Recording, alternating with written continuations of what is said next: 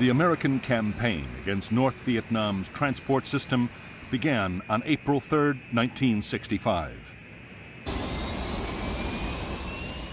In a month-long offensive, Navy and Air Force planes hit bridges, road and rail junctions, truck parks, and supply depots.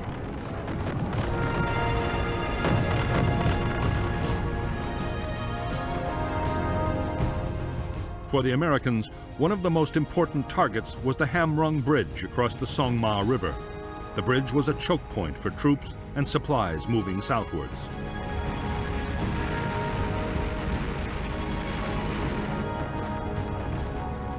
In spite of repeated attempts, the Americans failed to destroy the target. 2 U.S. planes were lost to MiG fighters and more to anti-aircraft defenses.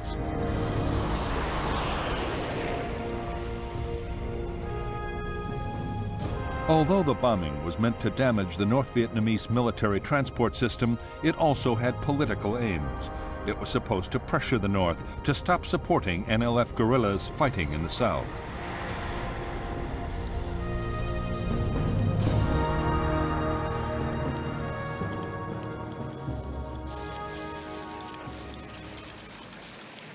In spite of the mounting damage, Ho Chi Minh, the northern president, was defiant.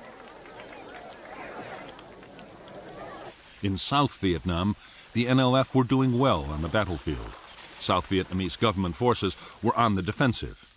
Ho meant to continue supporting the war as long as his Chinese and Soviet allies provided the weapons and financial support to carry on.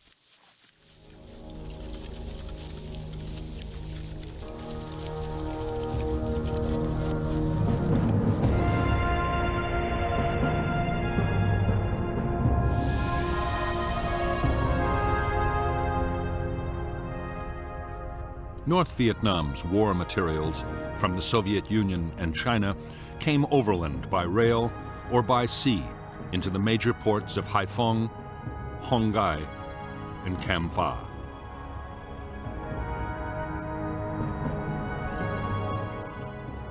Supplies and troops destined for the war in the south were then sent on to staging areas, especially Dong Hoi. From there, they traveled into Laos by truck and bicycle and down the Ho Chi Minh Trail into South Vietnam. More troops and supplies went south by sea.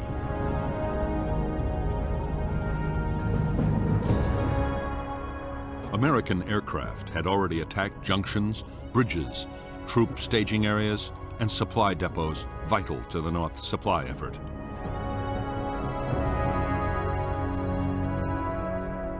However, the northeast quadrant, with the population centers of Hanoi and Haiphong, would be left alone for the time being, at least. So too would the transport links to China, around which there were now heavy concentrations of Chinese anti-aircraft guns.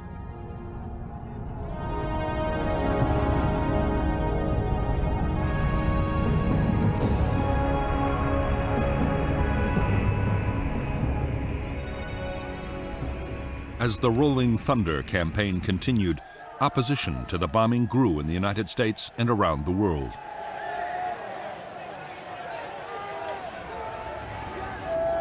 On May 13, 1965, U.S. President Lyndon Johnson agreed to halt the bombing for 5 days. As Johnson had expected, North Vietnam firmly rejected his overture.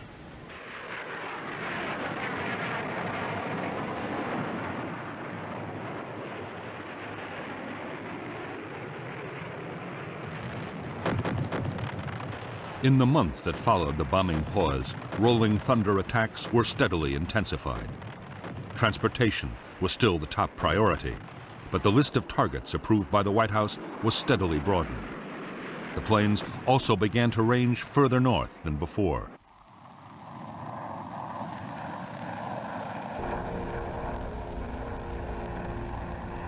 Soon, U.S. fighters had shot down their first MiGs of the air war.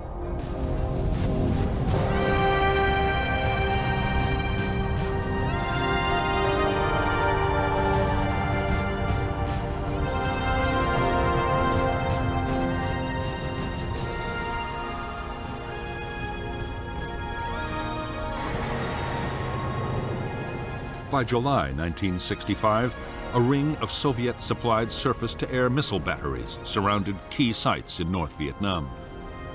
The SAM was 35 feet long and radar-guided. It could hit a target 20 miles away and was one of the most advanced anti-aircraft weapons in the world.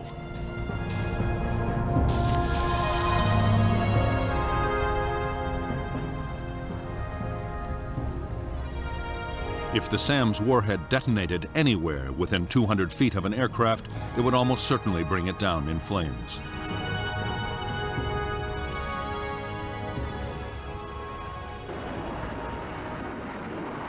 The missile defenses destroyed their first U.S. aircraft in late July 1965. In the coming months, 1 in every 20 SAMs fired would hit its target. By the end of 1965, they had lost 171 planes. For American air commanders, the SAMs were a nightmare. The only solution was to try and stay outside their range for as long as possible.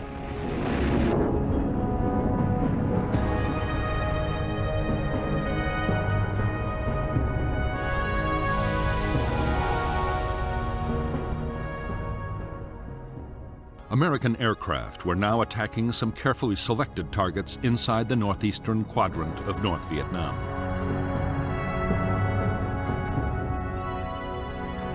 However, they had orders to avoid prohibited zones of 10 miles around the capital Hanoi and 4 miles around the port of Hai Phong.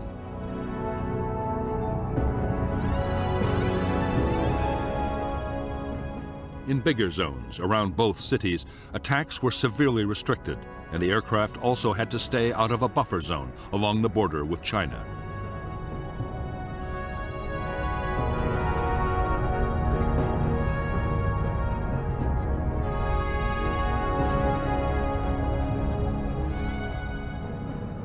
It was in the northeastern quadrant that the North Vietnamese had built up the heaviest concentrations of fighters and anti-aircraft missiles.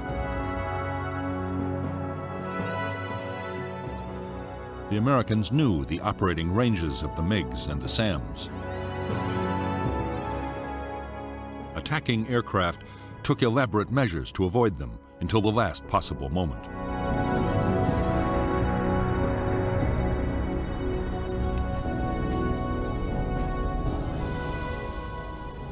SAM missile sites were hard to find and even harder to destroy.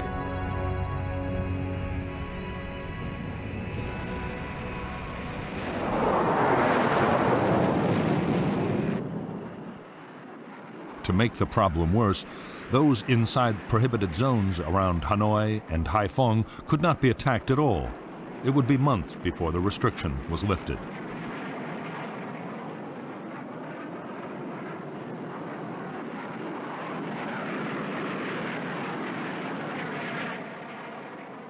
Avoiding SAMs posed its own dangers for American pilots. The missiles were most dangerous to planes flying at 20,000 feet or above. A low-flying aircraft was less at risk, but then it was inside the range of the anti-aircraft guns.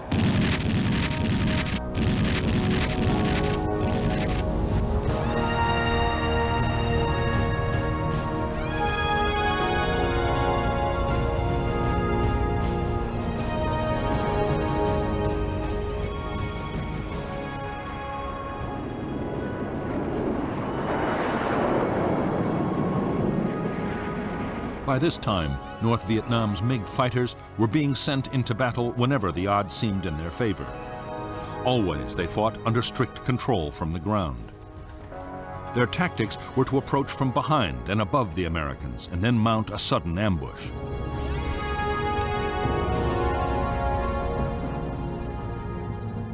To the intense frustration of U.S. air commanders, American planes were strictly forbidden to attack North Vietnamese fighter bases.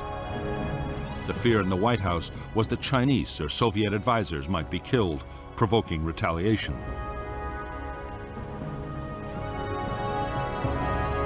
An even bigger worry was that if the North's Air Force were destroyed, Chinese fighter units might take over the defense themselves.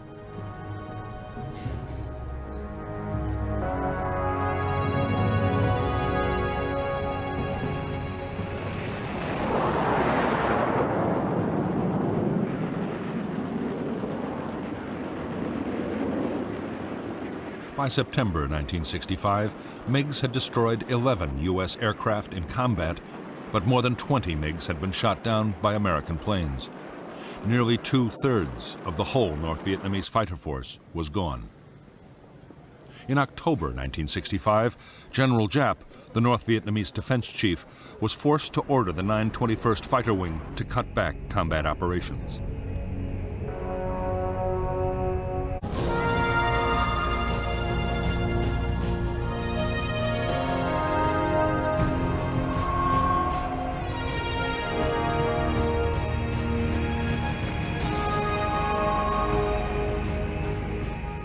The pause in the bombing that President Johnson had ordered in December 1965 lasted 37 days.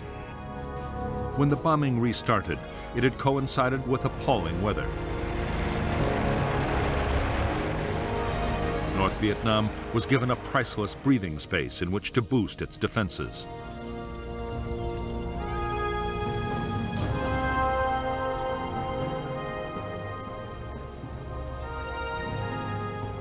The North's most important installations were now defended by 5,000 anti-aircraft guns. They included new radar-guided 85 and 100 millimeter weapons able to bring down an aircraft at nearly 20,000 feet. More SAM missile sites had also been put in place. By now, 30 new fighter pilots had come back from training in the Soviet Union and China, along with more aircraft to rebuild the fighter force.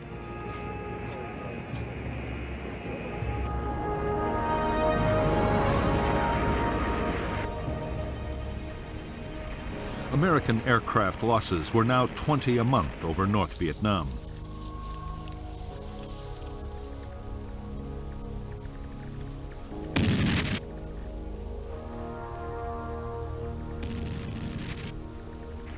One in 40 planes flying into the heavily defended northeast quadrant was lost. Pilot morale was beginning to suffer. Most were in combat every second day, and some even more often.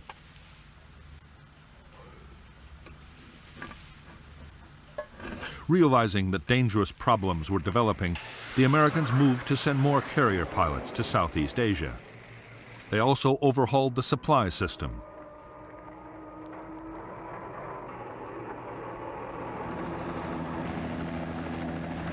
At the same time, other changes were made to help reduce American casualties and boost morale.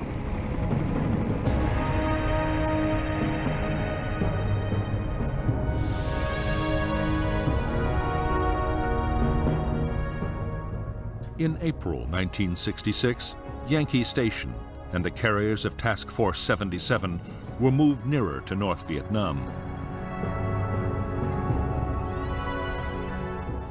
At the same time, 2 new search and rescue stations were created, called North and South. The stations were placed on the routes most used by U.S. strike aircraft.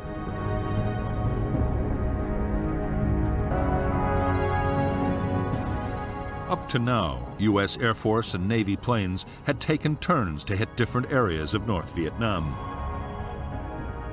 There were always problems of coordination. Now, the system was improved by allocating route packages.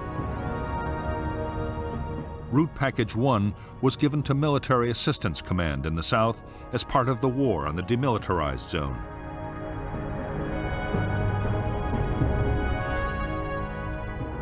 The Air Force was assigned Route Packages 5 and 6A.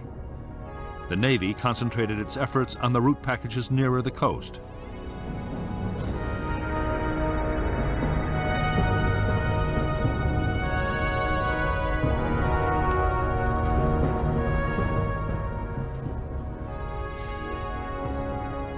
The route package system allowed American pilots to learn the defenses of their own target areas.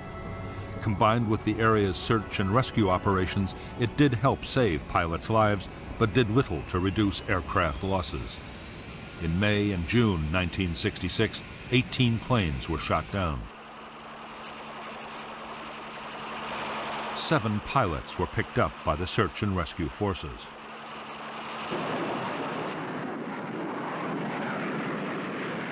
By now, every American raid included attacks to suppress anti-aircraft defenses. Strikes were also supported by a vast array of sophisticated technology. Early warning radar aircraft could alert pilots to MiGs or SAM launches. Electronic warfare planes tried to jam anti-aircraft radars. Wild Weasel strike aircraft, armed with the new Shrike radar-seeking missiles, were deployed to hit the SAM sites.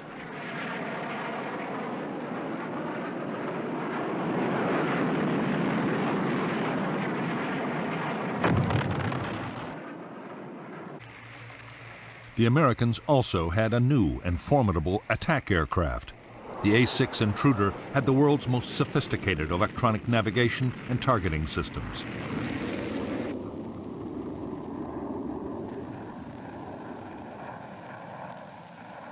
It could find and hit targets day or night in any weather and carried a 6.5-ton bomb load. In poor conditions, a pair of intruders could destroy a target that a normal raid of 100 aircraft might fail to hit.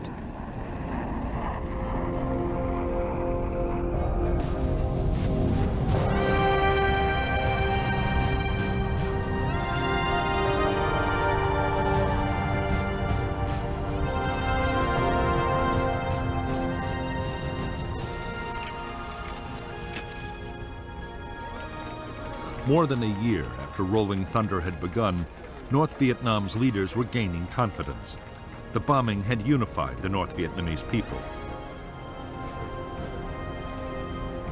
Damaged railway stock, trucks, and industrial equipment were being replaced by the Soviet Union and China. Almost every day, a supply ship arrived in Haiphong Harbor.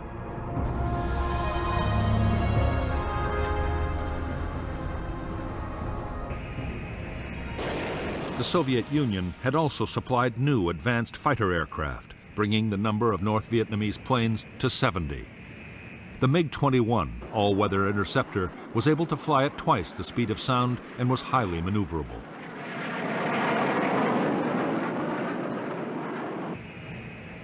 It was armed with 2 cannon and 2 Atoll infrared homing missiles, deadly weapons at medium ranges.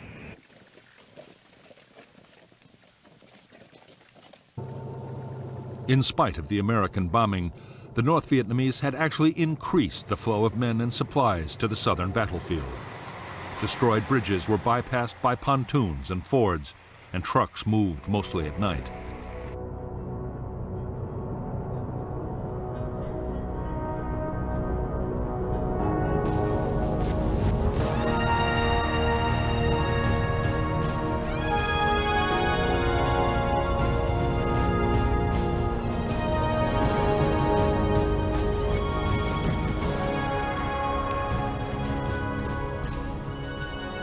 For months, the American Joint Chiefs of Staff in Washington had been urging the president to launch an all-out campaign against North Vietnam. Above all, they wanted to target petroleum and oil storage, the PAL system.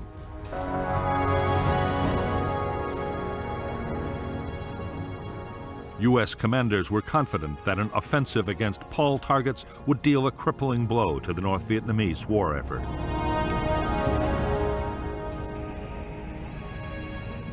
The offensive was put off again and again. President Johnson was waiting for an answer to peace feelers sent out to Hanoi. When there was no response, the president approved the attacks. The first PAL raids on North Vietnam's fuel storage system were launched on June 29, 1966.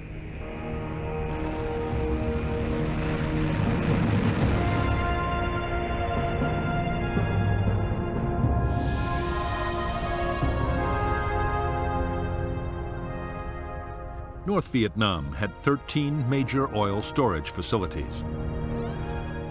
2 had already been destroyed and another badly damaged. The new American campaign was launched by U.S. Air Force planes flying from Thailand and by the Navy carriers Ranger, Constellation, and Hancock. In the first strikes, tanks at Hanoi, Haiphong, and Do Song were hit. The following days saw attacks on yet more sites. The remaining facilities and fuel-carrying trains from China were next.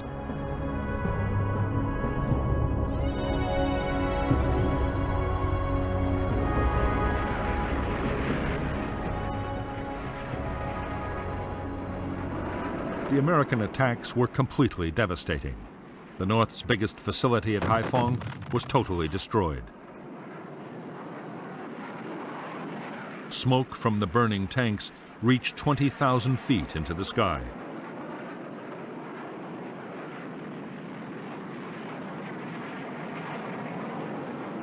The Paul strikes lasted for several weeks. 76% of the designated oil facility targets in North Vietnam's main storage and pumping facilities were wrecked. So were half the barges used to ferry oil from tankers offshore. The reaction from North Vietnam's air defenses was furious. SAMs and anti-aircraft guns were reinforced as the raids went on.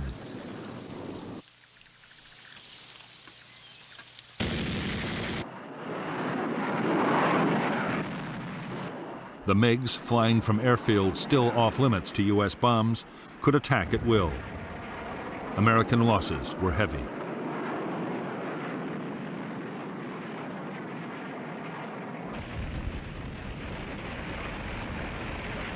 In spite of the massive size of the Paul campaign and the heavy cost in downed aircraft, the American raids had a limited effect. The big oil tanks had been destroyed, but long before the North had dispersed its stocks in smaller tanks and bunkers. Some had been hidden in residential districts, places the Americans might avoid attacking. The Americans launched a massive effort to try and eliminate the dispersed oil stocks.